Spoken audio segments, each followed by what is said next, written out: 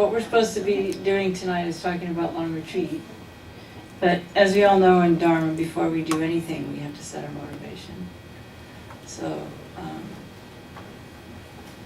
let's just set our motivation to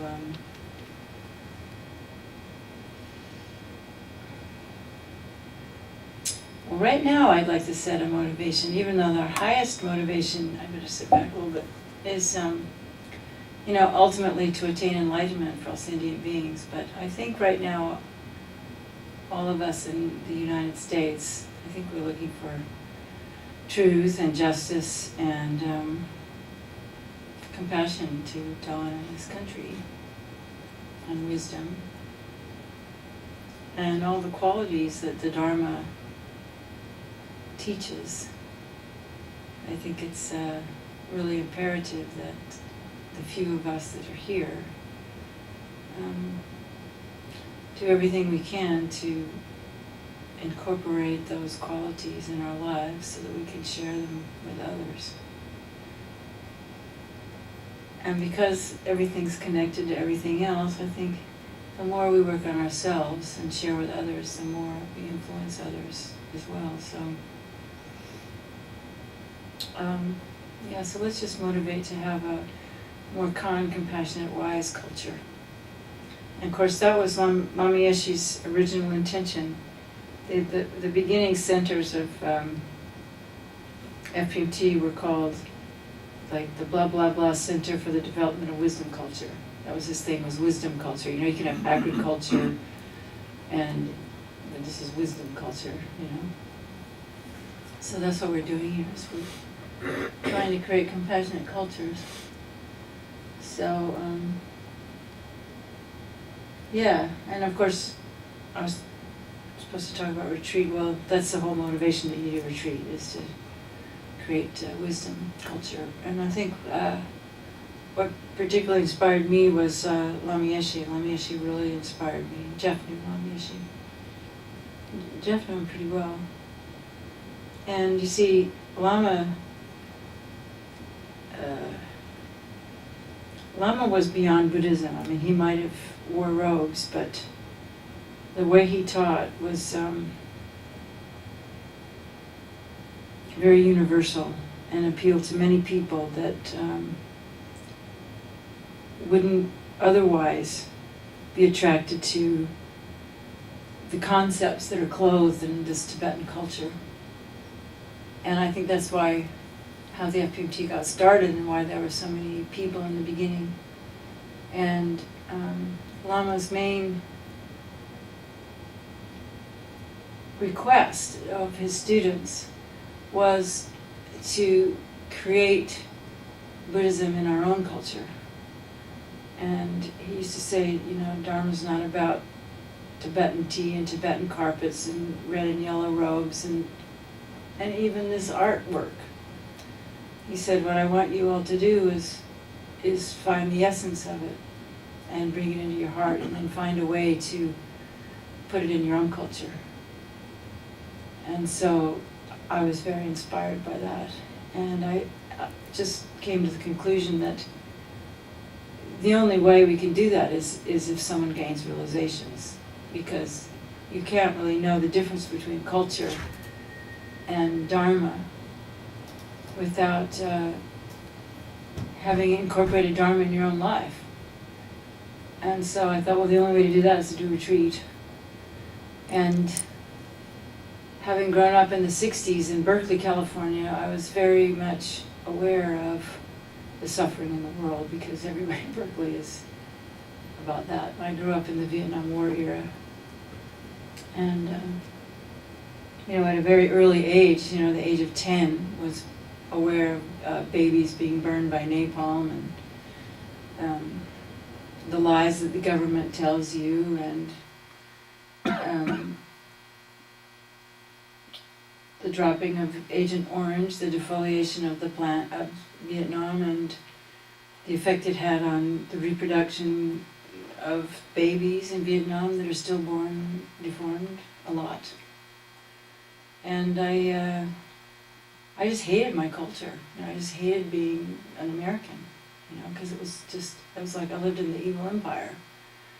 As much as I loved a lot of stuff about America, I mean, it was also the same time of the Grateful Dead and the Jefferson Airplane and, you know, smoking pot and, you know, being out in nature. And I mean, I loved that culture. I was definitely part of the counterculture, but I was soon alienated by Christian culture. Not that I was raised as a Christian and went to church every Sunday until about 1968, when kind of all hell broke loose in our city, because Berkeley was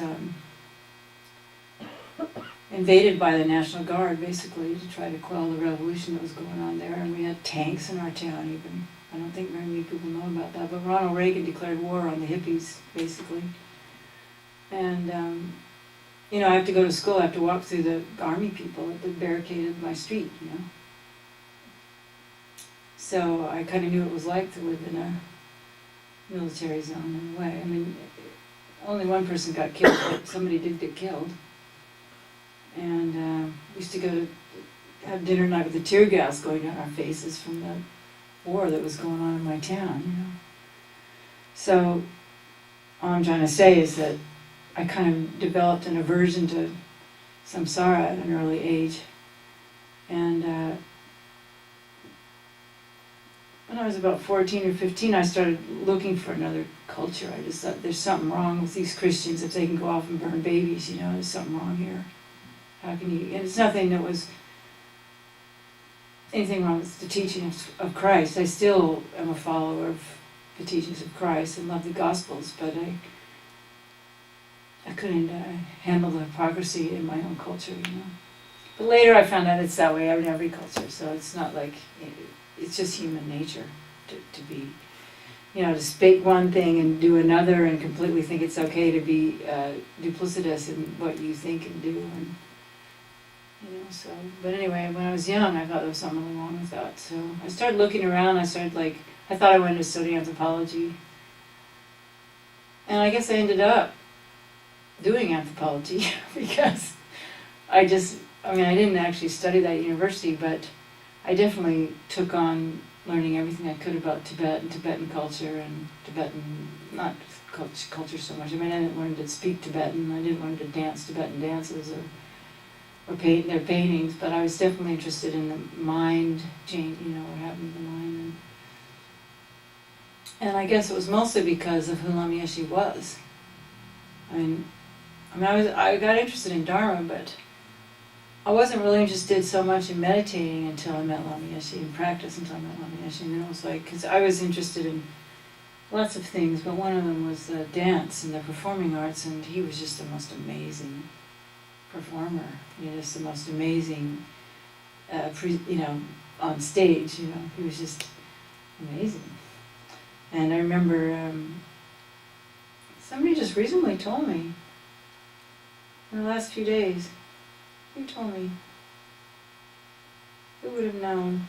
I can't remember now, but I was with this guy named Philip, who a lot of you know who Peter Kedge is, and he and Peter Kedge and Harvey Horrocks were the group of Rolls-Royce engineers that went to Kathmandu in 1967 or whenever they went and met Lama Yeshe. And he said that Peter said when he was traveling with Lama that he was just a roadie on the greatest show on earth. Because that's kind of what Lama was. He was the greatest show on earth. If you had a chance to go see the show, you know, and I think what was so unique about Lama was not only his spontaneity, but I think it was his authenticity. And there was something about the fact that Jeff can talk about it too, but there was something about his experience of his inner light, you know, his Buddha nature, for lack of a better word, his inner joy. It wasn't just wisdom, but the joy that he had, the bliss that he had, was so big that if you were in his presence, you'd feel it. You know, you would get it too. You know, you would get infected with it. And that's why people followed him all over the world, you know, because it was just like, if you were in his presence, you just felt really, really good. And I think part of that was, like I said, he was just very authentic about what he said. He wasn't hiding anything. And he was so fluid and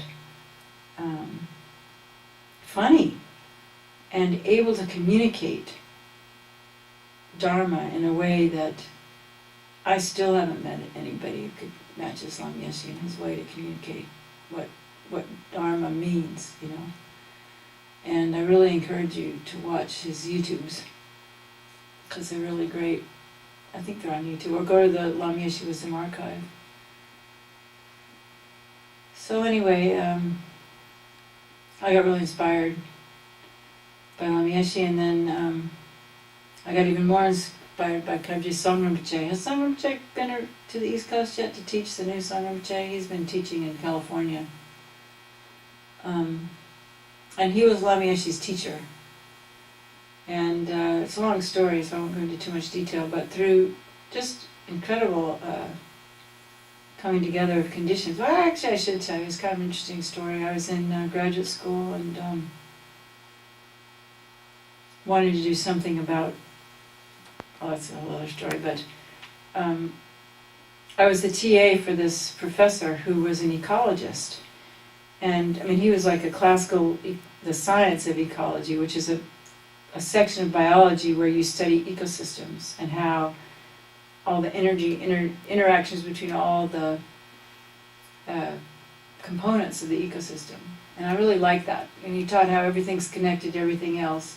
And basically also taught how nothing really exists from its own side, because where does the tree stop and the root begin, and where does the sky end and the tree start, because they're all interconnected. And so I think for someone who probably had a past life connection with Dharma, that was like the closest thing I could find. Because I remember being at university and going, there's something missing here. There's some other course, and I couldn't find it. And this was like the closest thing, because it was interdisciplinary. And his job, what he was trying to do, was to teach people of all disciplines to think outside the box. Because his take on, because this is like the 70s, and we're all trying to save the planet and trying to stop what's happening now. Because we knew what was going to happen now. Because the scientists were telling us about, global warming and overpopulation and, all the stuff that's happening now. And so he felt like that if you could just teach engineers, particularly engineers, but even everybody, something more than just rational reductionist thinking, but how to talk about, lateral thinking, or thinking outside the box, or intuition. And he used to talk about how, Einstein's theory came in a dream, and what's his name, Crick, the guys who discovered the DNA, that came in a dream. And so he was really interested in teaching people how to think differently, other than just 1 + 1 = 2. And you read information and you regurgitate it, which is basically how we learn in Western society, And so I was already interested in what he was doing, and then when I met Lama, I was trying to incorporate Dharma into that world, because I thought that when I started thinking about emptiness, I was like, well, what he's trying to do is teach people emptiness, people need to understand these things. And so I was kind of going to work on I got a fellowship to this interdisciplinary PhD program. I was going to try to put all this stuff together with Dharma, And so, and I really wanted to go to, so Lama had organized all these teachings in, I don't want to tell you a story, but I think it was my job to tell a story. So, in India, I really wanted to go, and I didn't have any money, because I've never had any money. And so his name was Arnold Schultz. So what he did is he signed me up to be his TA for the quarter, or the semester, whatever it was, and he gave me all that money, which was like $3,000 or something.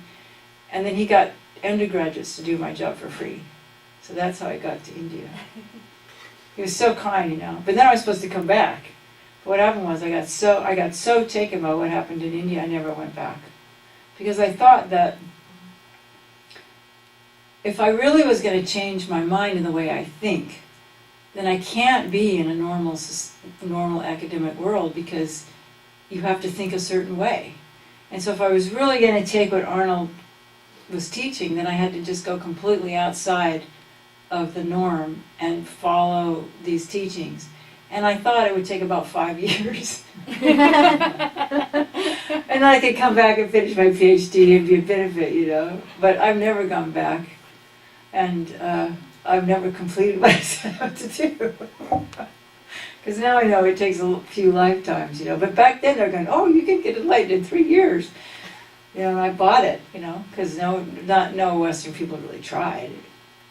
And I met a guy named John Bushaman, who oddly enough, that's what I'm going after here. I'm going to Jumpus Center in Mexico. And he was doing a 3-year retreat, and I just happened to run into him. He was going down to get, because I used to spend a lot of time hiking in the mountains above Tushita, and he was going down the trail to get some more food, and I mean, he was a Western monk, so I just stopped and talked to him, and he was in the middle of a 3-year retreat, and I went, what's that? You know, I went, wow, that sounds really cool. And so then I decided that that's what I wanted to do. So I did. And after that, actually,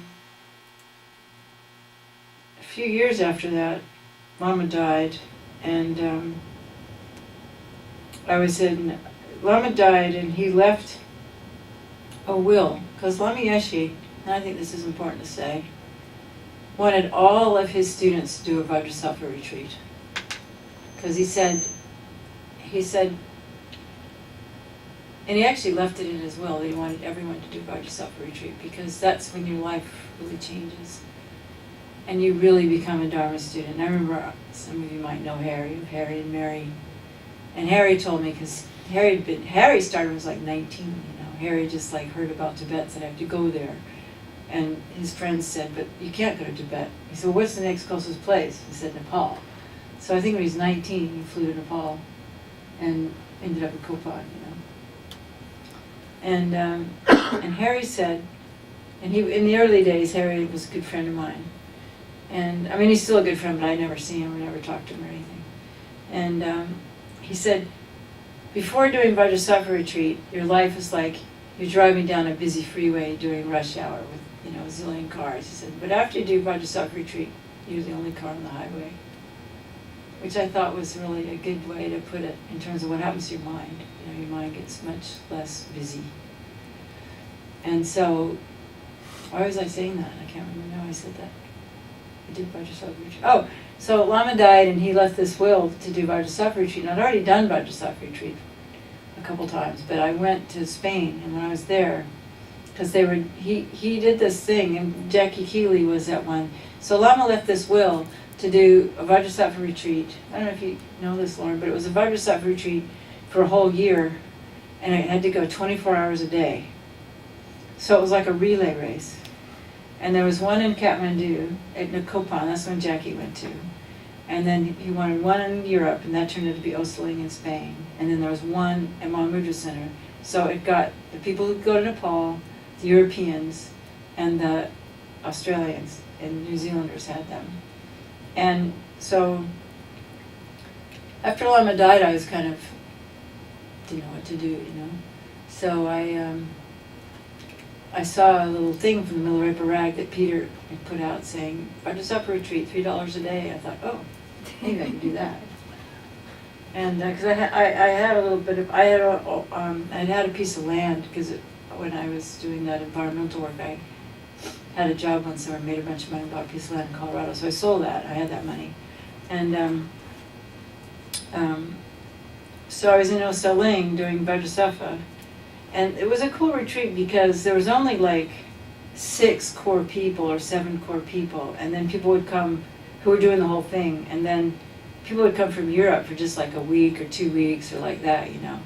And so when there weren't that many people there, we had to keep the mantra going on 24 hours a day. So we all had night shifts, and you'd have to set your alarm to go in, because it was like you'd sit down and you'd do a short sadhana, and then you'd start Vajrasattva retreat, start the mantra. And as soon as you said the mantra, the person who was doing it knew they could finish. And so then they'd dedicate and leave. And so it went on 24 hours a day. And so we always, we always had, 1 o'clock in the morning, or 2 o'clock in the morning, or 3 o'clock in the morning. And sometimes people wouldn't wake up and you'd be sitting there for 2 or 3 hours, you know, until the next person came. But you wouldn't stop because the mantra couldn't stop, you know. And it's interesting because Osel Hita was born in the middle of it, right there. And Murray used to come and bring him to the center. And people would go, why is she bringing that baby up here? You know, he's making so much noise and da-da-da-da. But it turned out it was Lama Yeshe's reincarnation. It was really fun. But anyway, in the middle of that, I got a letter from Lama Zopo. He said, stop doing Bhaja Sattva. I want you to do a 3-year retreat. Which is cool, because I hadn't told him that's what I wanted to do. And then I had to do all the 9 nundros, but that took 8 years. And anyway. But do you have any questions? I'll stop and take questions and I'll tell a bit more story. Maybe you knew people, like, what would you do that for? What is a 3-year retreat? You must have some kind of questions. I have some questions. Yeah. But I mean, everybody else probably knows what the answers are. No, they probably don't. They're just not brave enough to ask. All right, so explain what Dharma is. Yeah. Because there was a show, Dharma and Greg, and I'm sure that that's not what it is.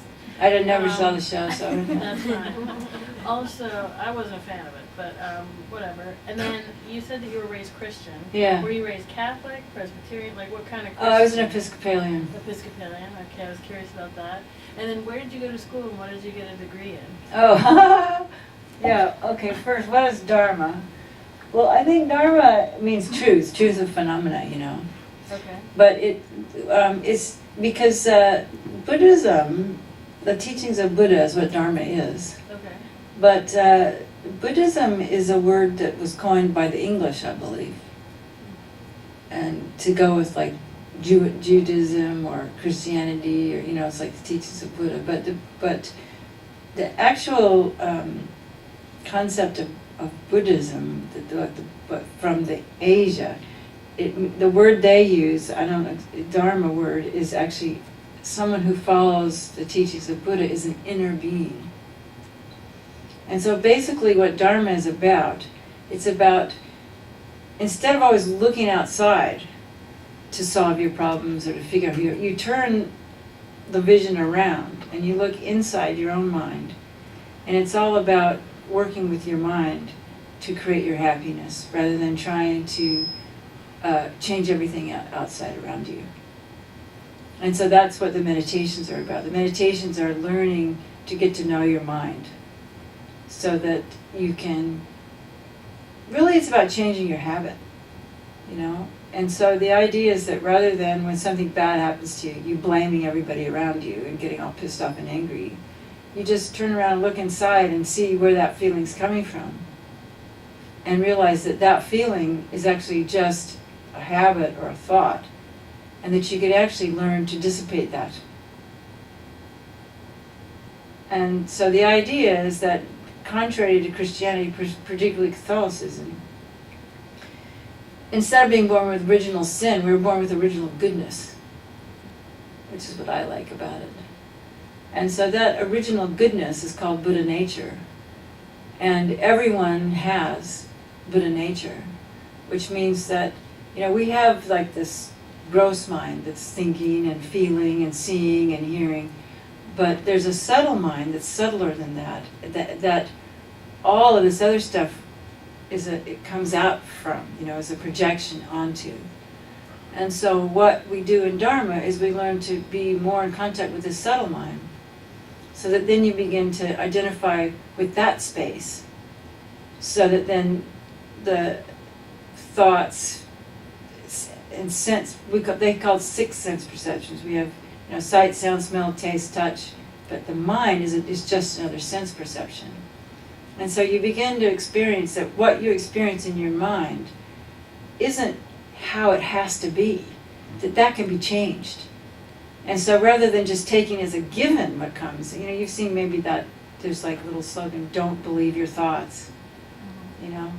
So Dharma is basically a technique to learn to look at your thoughts and look at your feelings and your emotions and give you the choice. It's like, the idea is that, well, have you heard of what karma, you know, karma is of cause and effect, you know. And so the idea in Dharma is that nothing happens without creating the cause. You know, everything, and it's, it fits with science, actually. I mean, Buddhism fits with science much better than other religions do. Can you give an example of nothing happens without creating? Yeah, that's right. I'll just give you a very simple Yeah, one. okay. You know, it's like, okay, you want to grow some tomatoes, you got to put the seed in the ground and water it and fertilize it. You can't just expect tomatoes. You have to create the cause for those tomatoes, right? If you want to build a house, you have to create the cause for that house. First of all, you got to get the money. Then you've got to draw a drawing. Then you got to find a carpenter. You got to buy a piece of land. You have to create the cause for that house to happen. You want to get a job, you have to go to school. You have to create the cause. You want to get married and have kids, you have to create the cause. You have to find a partner, you know. And so, and if you can take it in a more subtle realm, you know, if you want to be happy, you have to create the cause. And if you're not happy, it's just because you don't have those causes and conditions. So a lot of what Dharma is about is, and that is due to karma. That's due, in Buddhism, it's due to your past actions, and your past thoughts are related to the present thoughts and actions. Which you may not be aware of. You're not aware of, because, see, in Buddhism you have previous lives as well. Because in Buddhism, mind has no beginning. Is it akin to faith? You just have to believe that? Well, what they say is that in Buddhism, it's a reasoned faith. Because karma is actually the hardest thing to understand, but if you can believe the other things that Buddha taught, particularly emptiness, you can understand, we'll get into that later, then you can kind of take by inference that this is true. And you can see gross karma. You know, you can see what I just said. Those are gross examples of karma. So why wouldn't that work for your mind? If it works everywhere else in the world, you know, and everything else you do in the world, why can't it work for the mind? And so it is a bit of faith, but it's not blind faith. And what the Buddha said was, don't accept anything I teach on faith. Test it out, just as you would test gold before you buy gold. And I think those of us who come here and stay here, we've tested it. You know, so the idea is that because of karma, you can't do anything about really what's going to ripen in your life. You know, you don't know like who you're going to meet and what you're going to see and who's going to be the next person that, you know, is in your face and yelling at you, and who's going to be the next person you meet that gives you a hug. But what you can have control over is how you react to that. So, you know, what we experience is based on our past thoughts and actions, then if we want to create a better future, then our job is to learn how to react in a peaceful way, in a happy way, in a way that's going to create the cause for future happiness rather than create the cause for future suffering. So, for example, you know, then we don't want to get angry and hurt people, right? Because if we're kind to people, they'll be kind to us, and you can see that already. I mean, it's no different than the golden rule, you know. I don't know.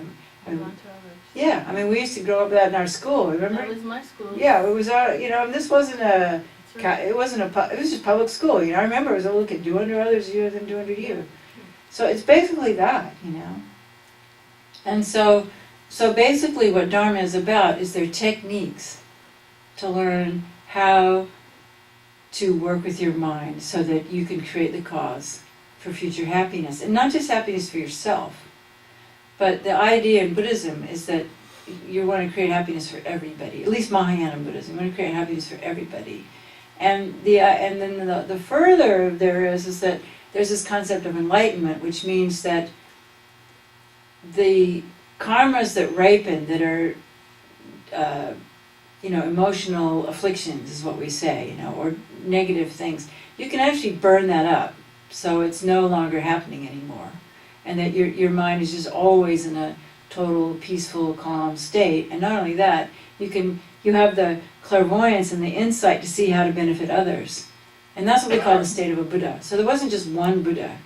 We can all become Buddha. So it's like, it's not just, as in another religion, it's like, it's not just one Jesus. We can all be like Jesus. And Jesus was just like Buddha, you know. He was just, it's like, there are many enlightened beings, you know, and probably Christ was one of them. I don't doubt it, you know. Once you are enlightened, can you, like, fail? You know what I'm saying? Can No. you become unenlightened? No. Oh, okay. It's an end state. It's a steady state. it's a permanent state. But along the way, you can go back down again, you know? It's not that easy to get to it. So you see, when I heard about that and learned all these teachings and met, the thing that really hooks you is when you meet an enlightened being like Lama Yeshe or the Dalai Lama. You meet them and it's like, wow, I never met anybody like this before. And so going back to my original being a teenager and being so disgusted with my world, you know, and I met those guys, it's like, wow, that's my hero, you know. They're like, it's like meeting superheroes, you know, but they're not superheroes that fly through the sky. They're superheroes that make everybody feel good and teach people how to feel good and be happy, you know. So they're the best superheroes. And not only that, they teach you how to become a superhero yourself. And so that's why the few of us in this room that are hooked on it, we got hooked on it because we can't find anything else better in this world, you know. And because it's a method that you can follow. You know, it's all laid out what to do. It's nothing that you have to guess, and it's nothing that, you know, and it's nothing that's rote. You know, it's your choice how much you put into it. And however much you put into it is how much you get out of it. You know? Anybody else want to add to that? Yeah. Song Rinpoche? Oh, so Song Rinpoche really inspired me. To be honest, when I was receiving teachings from Song Rinpoche, I felt like I'd met Gandalf. This is way before the movies, you know, but I read the books. And he really was, you know, he was the great wizard.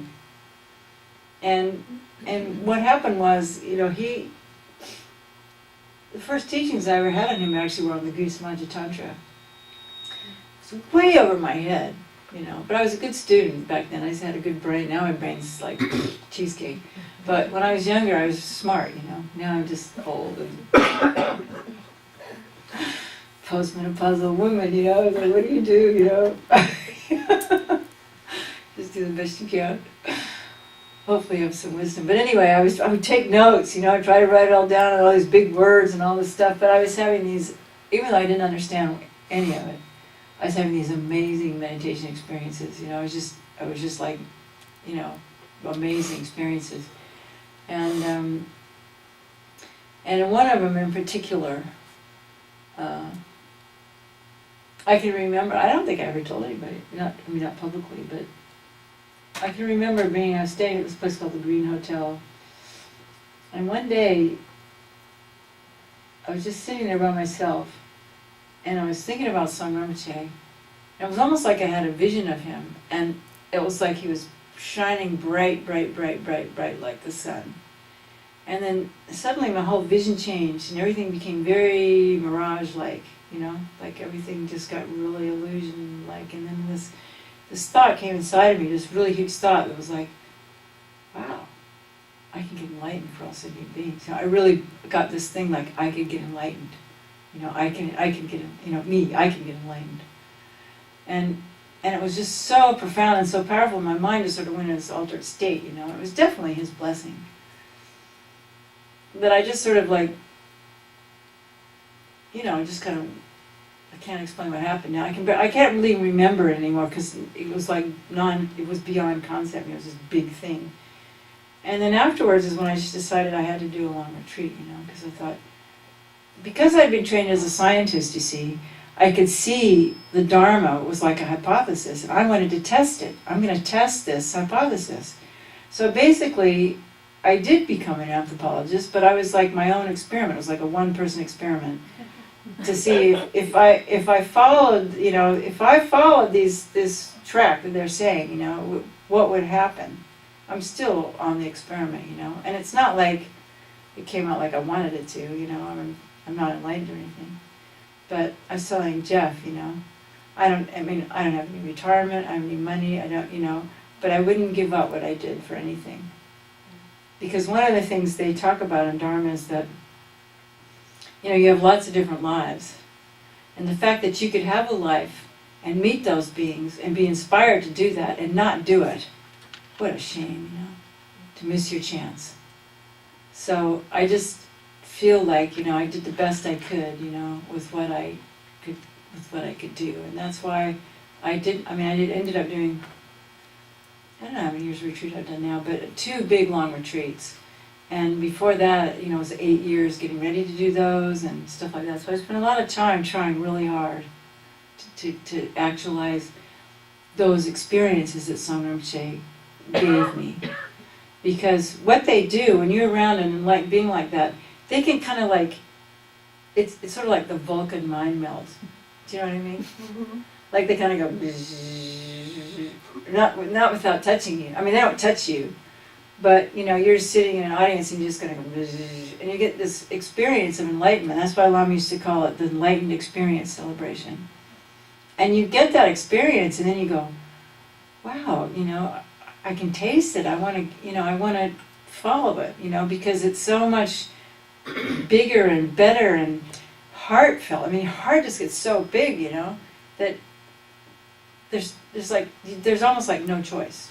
It's like if you don't do this, you're just like wasting your life, So that's what I did. And where I was in school was at University of California at Berkeley. And but yeah, well, I didn't actually want to go to Berkeley, but I ended up not getting accepted anywhere else. Because you never want to go to your hometown, I mean, you want to move out and. I guess, but Berkeley's a pretty cool place. Yeah, but I didn't know that at the time. Oh, okay. Because I just grew up there, so I wanted to leave there. But in the end, looking back, I'm really glad I went to university there because, now I have a degree from a world-renowned school instead of some little podunk college somewhere, And actually, it's a really good school. And I met those teachers who were doing this interesting stuff, Mm-hmm. So, yeah. So if it was like an experiment, what's like up to now, what's the conclusion? Like if you're a scientist, what's your scientific assessment? Yeah, that it works, but it just takes longer than I thought it would, that's all. You said 5 years. Yeah, no, I can tell you that my mind is really a lot different than it used to be, I mean, really a lot different than it used to be. And I'm pretty much easy, Lama used to say that you can tell, if you look, and the Dalai Lama says it too, if you look back over your life and compare how you were to now, and without being, proud or anything, we're talking about an experiment, since, I'm the subject, and I think actually, the Lamas were experimenting with me too. I'm their experiment, I know that, and what can these people do, because we were, I think a lot of Tibetans didn't think Western people could do this, But all I can tell you is that what Lama used to say is that you're going to have a bigger heart and you're going to be more flexible, and those 2 things are definitely true about me. It takes a lot to get me upset, and even if I do get upset, it doesn't last very long. Yeah. And I've known you my whole life, but Yeah. our friendship has been over the past several years. Yeah.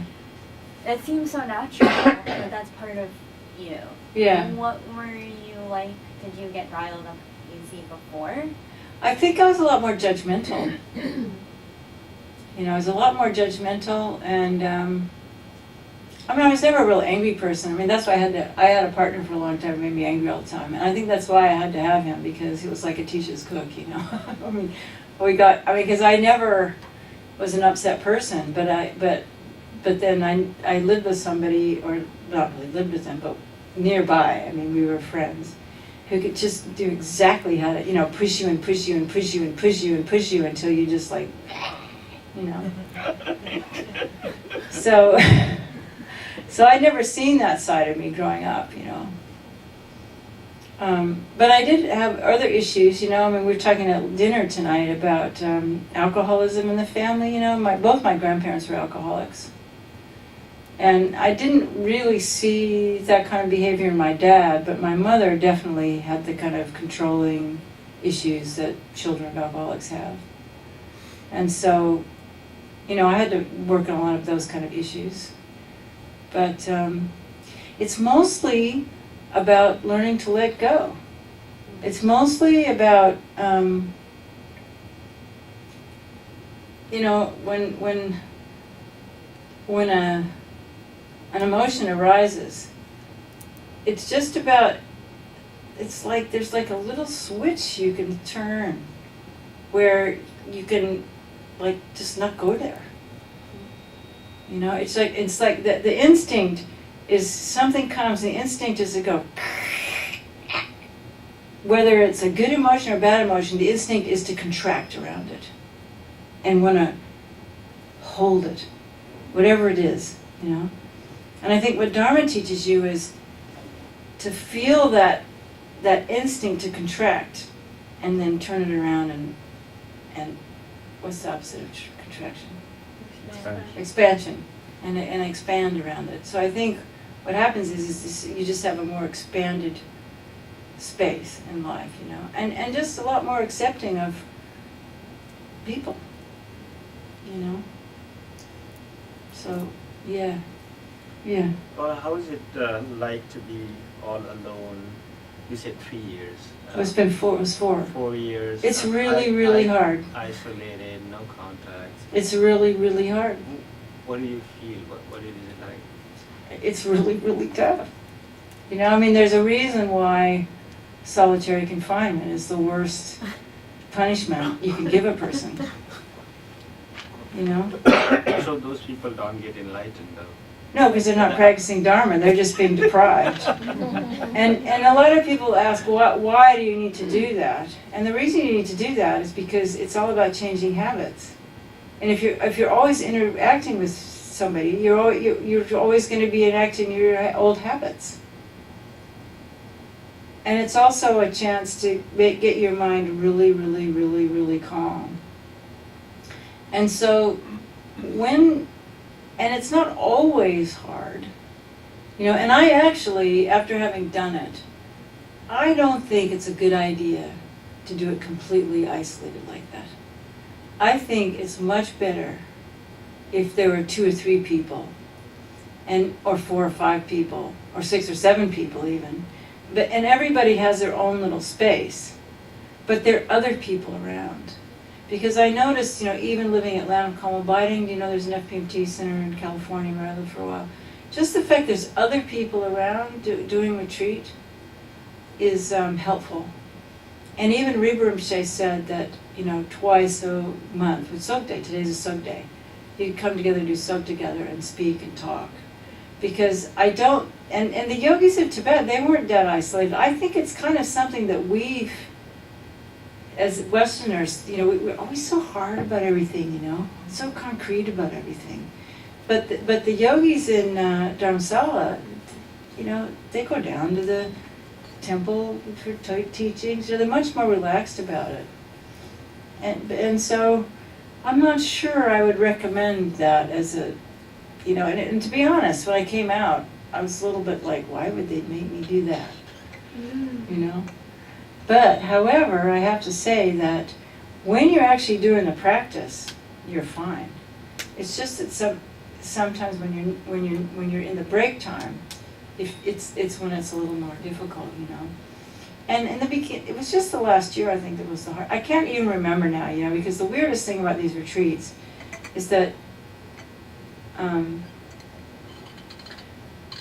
we kind of, this is just what I think. I don't know. I've never read this from a scientist or anything, but it seems to me that the passage of time and memory is marked by variation of experiences. You know, this happened and this happened this year. But if you have the same experience day in and day out for 4 years, it's almost like it could be just one day when you look back at it, because nothing ever changes. Does that make any sense? There's no events. It's just one long event. And about all you can, all there is to remember is the incredible dreams you have, because you have incredible dreams. Because I think part of what it is like the people deprivation. You make up for it in the nighttime. And you just have, and that's the one thing I miss about being in retreat, is just the incredible dream life that I had. You know, I mean, it's just almost like this, almost like now. You know, and you do all kinds of things, and you meet your teachers, and you fly through the sky, and you just, I mean, the dreams are just Or that's the best part about it, because that's kind of where you get to, you know, have entertainment and stuff. But the other thing I did, which is actually because of Lauren, that's why Lauren's my good friend, is that Lauren gave me his guitar. One time, because I got to be friends with Lauren and Terry the summer that Roger and I were getting ready to do the first long retreat. And one day, I think it was the day we were driving out to the county fair, and I was just sitting in the back seat. I guess Lauren or Terry was driving, I don't know who was driving. And sometimes I think out loud, and I just said, oh, I think it might be nice to have a guitar in retreat. And he heard me, and so the next time he came to visit, he brought me his guitar. So one of the things I did to sort of help, and it really, really helped a lot, is I would sing and write songs. And something about being able to express myself that way, it just made me really happy, you know. And I think what it is later, you know, there's more science about it now. I think what you need to do is you have to just do things to keep your like oxytocin levels and your serotonin levels up, because all it is your oxytocin levels for female anyway. Men are different, which is also why I think that you don't really hear a whole lot about women doing long retreats. And I started thinking about it when I was in the retreat, and just thinking that, well, you know, if you think about cave people or older ancient people, men were much more designed to go off by themselves and go on long hunting trips. Whereas women just sit around and chat all day long with the babies and their friends, and they all stay together, and they, you know, gather little herbs and, you know, dig up roots, and they're all going all day long, you know. And later I discovered that, you know, women need to like talk so much a day to keep their oxytocin levels up, which is why you see women chatting all the time. It's just how they evolved. Whereas men can be quiet. Men can go off and, you know, go hunting for, you know, 2 or 3 weeks, you know, for whatever, 3 or 4 days, and be completely happy. So I started questioning, you know, is this really something women ought to do? You know? And I still don't know the answer. But then years later, there's you know that guy, what's his name, John Gray, who wrote Women Are From Venus and Men Are From Mars. He wrote a book about 5 years ago about those things, oxytocin and serotonin and all that stuff. And I started seeing, and I realized that what the reason singing made me feel better is it my oxytocin levels went back up. So now that I understand that long retreat is all just about keeping your oxytocin levels up, there are lots of ways to do that. And I think that if I knew someone else was going to go off and do long retreat, I'd say read John Gray's books, because it's just pop science about how to do that.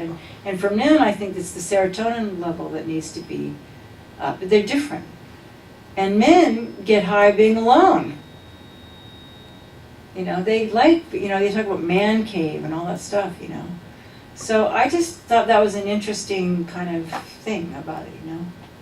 So, but they talk about the hardship of retreat. The retreat's hard. But the thing is, you know, life's hard no matter where you are. You know, I mean, it's just choose your hardship, you know. Relationships are tough. Working a job is tough. You know, it's just retreat is another kind of tough. So, I mean, I made the decision. I thought, well, I'm gonna suffer in the world, or I'm gonna suffer by myself. You know, just choose your form of suffering. And I just decided that kind of suffering, and I still think that's, and in actual fact, it isn't that bad, you know. And especially if you constantly meditate on, you know, death and impermanence and karma, and then what happens too is after a while is that the bliss of the retreat, because meditation is quite blissful, and once you learn to ignite the bliss button, then the meditations are great. And I think, to be honest, I mean, the second retreat I did, I think one of the reasons it was so hard is I was going through menopause. And that's a difficult time anyway. It's like you have PMS for 3 years, you know. So it happened to be that same time. So I think that was part of why it was kind of difficult, you know. But I think that it doesn't have to be, as long as you can learn how to manage that situation, and also, the really big key is learning how to relax, which is what I want to do this weekend. Is because I've kind of what I'm trying to. This is an experiment. I've never done this before, but what I'm trying to work out now is how, because when you do a long retreat like that, you definitely develop an inner experience of inner bliss and letting go and inner quiet and peace, and it's just really wonderful. You know, I mean, it's just always there. You know, it's like you just have this safe place to go to, no matter what's going on. You can just calm your mind, and I mean, it's really a big blessing. So now I'm trying to figure out, well, how can I communicate that and give people that without having to do what I had to do? You know, does that make sense? And so that's sort of what I'm working with now in like leading weekends and stuff like that, you know. Because really, and Rebbe Rinpoche confirmed this, if I had known how to relax better, then it works. And see, Tibetan people, I mean, just think about it, you know. They didn't have clocks. They didn't have cars. All their food was organic. They lived in this beautiful place. There were no cities. Very little stress in their lives. So these complicated practices, if they're engaged in with people who are very grounded and relaxed and very simple, not intellectually, but physically, you know, they don't have PTSD, they don't have alcoholic parents, they don't have, you know, all the stuff that makes our minds really tight. You know,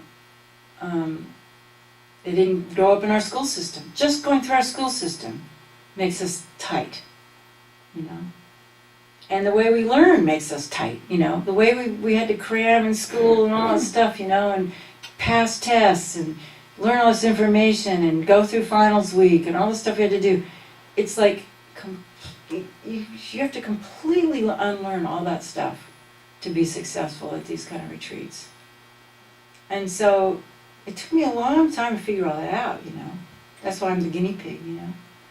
Because I think if I knew then what I know now about how to relax and all this kind of stuff, and what I've learned about the hormones, I think it could be a completely different experience, you know. But somebody's got to be the guinea pig, you know. And I really hope other people will want to do something like that, because it is just like Harry said, you know. I mean, life's just a lot easier after doing stuff like that, you know. So I mean, definitely the techniques work. There's no doubt about that, you know. Long room works. I don't think that you need to do a whole lot of study, even. I think you just need to take a book like The Easy Path and just do it over and over and over again and get it inside you, which is what it takes. I mean, just what you learn here, you know, is how to meditate on long room, how to do the analytical and stabilizing meditations, you know. You learn to do that stuff, and then you learn to do the daily practices, and your inner world just completely transforms, you know. You just have this inner, like I said, it's like going home, you know. It's like, you know, what people experience after sex, right? That kind of, you know, spacious place, you know. You can just be there. You don't have to have a partner, you know. And I think the best part about it is that you develop what I coined the phrase emotional independence. You know, you don't need anybody to be happy. You know, you can just be happy, because you've learned the secret of happiness. You've learned the secret of the mind. You've learned the secret of how to generate your own bliss. You know, and I think that, and I have to say, and then I'll stop, is that for me, as an environmentalist, still, you know, even though I'm not really active, I think that's the most important thing that people in this world need to learn. And it's the hardest thing. I mean, I don't know how you ever get the message out there.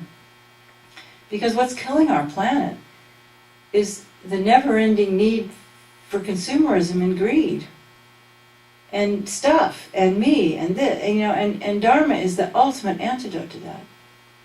Because what Dharma teaches you is how to have inner satisfaction. And if you have inner satisfaction, nothing in those malls, you just look at those malls, like Jeff took me to the mall and I'm like, I'm just totally in culture shock, I'm looking at all this stuff, I'm like, oh my goodness, this is what people do. They just go there, and entertain themselves with all this junk, because they're lacking inside. And then they get involved in these horrible relationships because they're lacking inside, and they just pick the first person to come along that'll go to bed with them now, the way the world is now, So then you get in these relationships looking for happiness, you don't get any happiness. And, that's what the Dalai Lama teaches, the way to get peace is inner peace. But it's not just for ourselves, it's like, if we can learn to be unaddicted. Lama Yeshe said that the greatest black magicians in this day and age are the Madison Avenue advertising agencies, telling everybody that they're not good enough, that you're ugly, that you're unlovable, and if you just buy this product and buy this $150 pair of blue jeans, you're going to be happy, And it's like, to me, the most radical thing you can do is go, no thanks, I'm happy with the goodwill, I don't need that stuff, So, because I got involved in Buddhism not because it's a religious thing, but as a way to save our planet, So, and, here we are, and then I go, well, great, I'm talking to 10 people, no offense or anything, but it's like, how do we get this out to more people? I don't know, it almost has to have a Madison Avenue pizzazz to it, at least mindfulness is becoming a big deal now. First it was yoga, and then there was mindfulness, and I think that's really helping people, And I think that's really important, but at the same time, even though it's a much smaller population of people, but because most people just want 10 minutes, I feel better, But all this stuff that's here, this incredible rich tradition from Tibet is really worth saving, because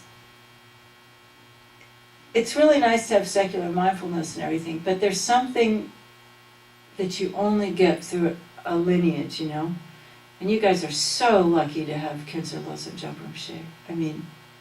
There's so few of these great lamas left, and I really have missed out on him.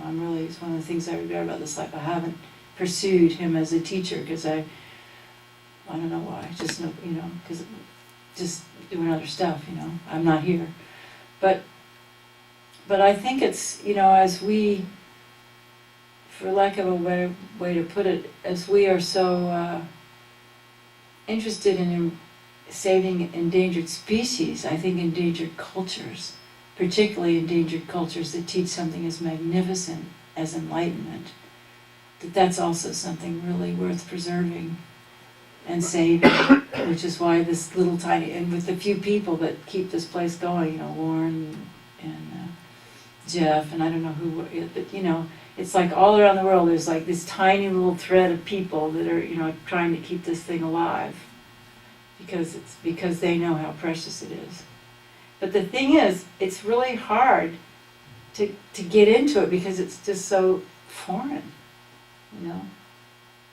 So I don't know what the answer is, but all I can say is I really appreciate all of you who do keep this alive, because it's a pretty amazing thing, enlightenment, And my experience, my life has been so phenomenally blessed by these teachers that I think the only real way to end is just gratitude and dedication that we can keep it alive, and not just, and I'll just say one last thing, which is, and not just alive on paper, not just alive in intellect, not just alive in, I know the 10s of these and the 12s of those, and I can recite it back to you.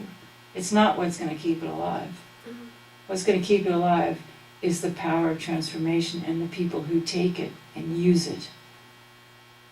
because real yogis are dying. I mean, if the yogis die out, if the people with the chocolate, as Lama used to say, the people with the experience die out, and there's no more yogis, then it's just finished. Because then it just becomes just an intellectual, artistic game.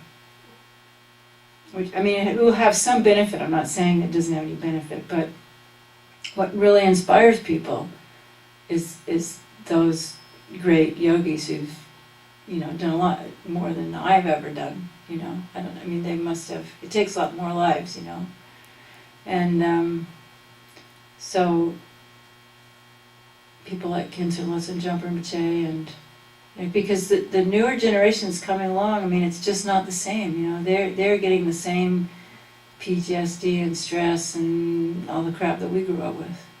What came out of Tibet was a one-time deal. So as much as we can work to preserve that and support people who want to do retreat, that's the problem. There may be people who want to do retreat, but it's like you don't make any money in retreat, so you need to be supported in retreat. And I think one of the things that's lacking, because I can't remember what Lama said this to me, but one of the Lamas said, he really encouraged me to keep going, even though I don't make any money. He said, in the West, you have everything. You have the teachings, you have the paintings, you have the prayer books, you have this and that, but what you don't have is the realizations. You don't have the practitioners. And I don't see that coming, even in our FPMT. There's no fund for people who want to do retreat. There's funds for statues. But what's the point of having statues if it's not in your heart? I mean, have they given up that? Like now it's just about statues? I don't know, that's just my opinion. So, I think that if any of you ever have inclination to do retreat, I know it's really tough, but it's a really great thing to do. That's all I can say. So. What exactly is a retreat? Oh, okay. It's where you just spend your life doing these meditation practices, all day long. It's just your job. Your job is to sit down and it's like a prescription. It's like a mental prescription, and usually your teacher will it's a specific thing for you, But there are general things. Like if you came here more often, there's general meditations that we do. And this weekend I'm going to do some of them, and you just do them over and over and over again. It's kind of like it's not much different than wanting to become a really good tennis player. You have to practice tennis all the time. So you go and you're alone. You don't have to be alone. There's group retreats. There's a lot of group retreats, and but what it is, it's like a group retreat is like a tennis camp. You learn everything about how to play tennis, and in a group meditation retreat, you learn everything about how to meditate, and you practice and you practice. And the difference is that instead of just training your body, the exercises are all mental exercises. So you train your mind, and you have to train your body too, but the emphasis is more on learning how to transform your mind, and there's like quite a few different exercises that you do. So it's sort of like a yoga retreat, if you know what that is. Like if you go to a yoga retreat, you do yoga 3 or 4 times a day, But this is mental yoga, but it will include physical yoga too. I always do yoga. So that's kind of what a retreat is. But really that's all I can say. But that's enough. So where can you find out about those retreats? Well, there's retreat centers around the world. I work at them. There's one called Vajrapani Institute in California. There's Milarepa Center up in Vermont of our organization. Right now I like one in England called Land of Joy. And I'm not working so much in the United States anymore, but there's a Swiss monk named Venerable Rene. Has he ever been here? Rene Fussi? He leads retreats at Vajrapani Institute once a year. His retreats are really good. Alan Wallace's retreats, I hear, are very good. Yeah. You can go to the retreat center and find out their program. Yeah. Yeah, maybe, Lauren, maybe you know more about that. Lauren was just at a retreat. You just came back from a retreat in Vajrapani With Venerable Renee. with Venerable Renee. Don't work together. Yeah. How long How was your long? retreat? Yeah, how long did that have to be? You said like Well, 4 years. no. You start small, you know. I mean, I'm pretty extreme, you know. I mean, jeez, I No, got no. kids to feed and whatnot. No. Most retreats, you know, you start out with a weekend. Okay. And then you might try a week. And then you might try 10 days. And even a 10-day retreat, you can get a lot out of a 10-day retreat. You know? Yeah. Right? So there are people there that provide guidance. Yeah. Yeah, no, definitely. It's like taking a course. You go, you take a course, and there's a teacher there who tells you what to do. The retreats are guided. They tell you now you're going to. I mean, this weekend is going to be like a retreat. Tomorrow's going to be like a day-long retreat. You know, like I'm going to be leading us through meditations. You know, and so what you do is you do group retreats until you learn how to do it, and then you can do one by yourself. But you don't go off and be by yourself, you know. And usually these retreats have about 30 people in them, or like if you do in Lama Zopa, there's 200 people in them. But what's nice is you make really good friends, because you're all sitting down there kind of opening your heart, and so you sit next to people, you're opening your heart, and you develop a close-knit community, and usually the people you do retreat with stay your friends for the rest of your life. So that's a really nice thing about it. You know, it's a community that gets formed. Yeah. I should have, could you ask these questions? Yeah, and I mean, I'm extreme. I don't know very many people who have done what I've done. I mean, maybe 3 or 4 other people I know have done these long retreats. Yeah. So, we're going to do Lama Chopa. I don't know if you want to stay for Lama Chopa. It's kind of an advanced thing, I would say. But it's good to get the imprints, you know. Besides, we have refreshments afterwards. And I'll try not to take too long doing it. So let's have a break. Oh, let's dedicate, you know. The one thing I'll tell you about Dharma that's important is you okay, Lisa? It's just your back sore? You can lie down, you know, if you want to stretch your back. But the thing we always do in Tibetan Buddhism, because we want to create the cause for future happiness, is we always motivate for all beings to be happy and have everything they need and attain enlightenment. And I'll explain more about that another time.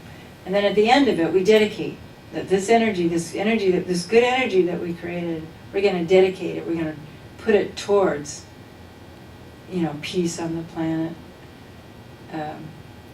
good election outcome on Tuesday, you know, all beings to be happy and cared for, and you know, the environment to be cared for, and for all sentient beings to attain enlightenment.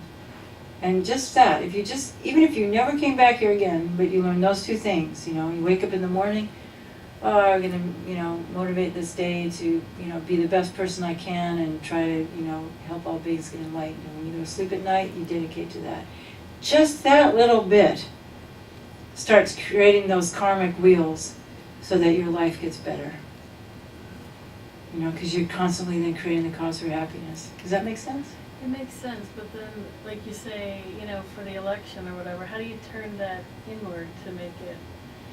Well, because you don't really turn it inward, but that one is ascending outward. It's not all turned in, but what it is that in what we understand about the subtle mind is that actually all of our minds, we're all connected. You know, and they're doing more and more studies about that. And so if you understand that we're all connected, and if you sit there and feel like you have a little good energy battery, you know, in your heart, and you send that out, this is stuff we do in meditation retreats, you send that, you think about, you know, you kind of cultivate good feeling, you know, think about people you love, think about good things, and then you send that out, and imagine that's touching every single person in the universe. That's how we dedicate for good election outcomes, is by just, like, pretending like you're a little sun, you know, you're just beaming out like love, compassion, let's take care of everybody, you know. And you don't have to think about people, you know, you don't have to think about the politicians, because then that gets all divisive. All you have to think about is, I want the best outcome for all the people. And you just think of it like that. And you can just imagine just sending little light rays, colored light rays of good vibes out. And that's one of our most basic meditations. It's very simple. But it feels good because you're just generating more and more good feelings, you know. And we do it with breath. So we're going to do that tomorrow.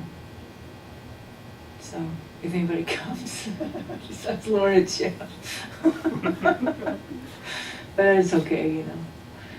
So anyway, so we're dedicating now this talk that if there's any benefit that we dedicate it towards, you know, a better planet and a better universe, and all beings be free of suffering.